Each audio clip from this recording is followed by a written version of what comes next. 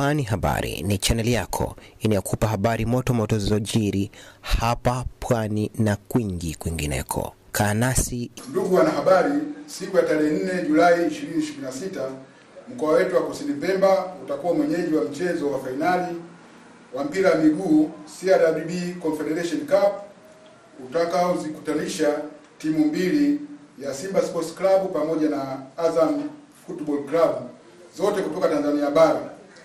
Mchezo huo utafanyika katika uwanja wetu wa mpira wa Gombani. Jeshi la Polisi mkoa wa Kusini Pemba limejipanga vyema kuhakikisha kwamba mchezo huo unafanyika katika mazingira ya amani, utulivu na usalama kwa washiriki wote, wakiwemo wachezaji, viongozi pamoja na waamuzi, mashabiki, wapenzi na wananchi kwa ujumla. Katika kuhakikisha usalama huo, kabla, wakati na baada ya mchezo huo, Jeshi la Polisi mkoa wa Kusini Pemba limeimarisha ulinzi ndani na nje ya uwanja huo pamoja na maeneo muhimu yatakayozunguka uwanja huo. Kwa upande wa usalama barabarani, Jeshi la Polisi limejipanga vyema katika kitengo chake cha usalama barabarani.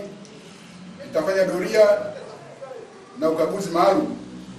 Hivyo madereva wote wanatakiwa au wanasisitizwa kufuata sheria za usalama barabarani, ikiwa ni pamoja na kuepuka mwendo kasi, kutoendesha vyombo hivyo vya moto wakiwa wamelewa, kuhakikisha vyombo vyote vina ubora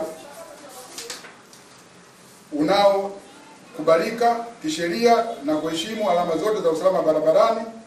Hii ili kuwezesha mashabiki au wapenzi wa michezo na wananchi kwa ujumla kufika na kuondoka uwanjani hapo wakiwa salama.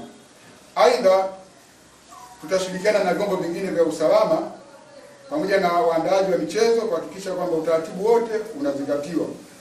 Jeshi la Polisi mkoa wa Kusini Pemba linawakumbusha mashabiki, wapenzi na wananchi wote kwa ujumla kuzingatia sheria, taratibu, kwani hatua hizo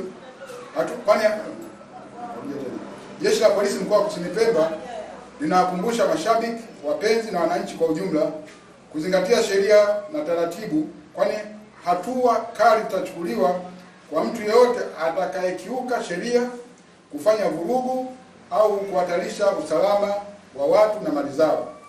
Jeshi la Polisi mkoa wa Kusini Pemba linatoa wito kwa wananchi kushirikiana na jeshi lao la polisi kwa kutoa taarifa mapema, kulike, kushare, kucomment na kusubscribe ili kupata zaidi kutoka hapa Pwani Habari.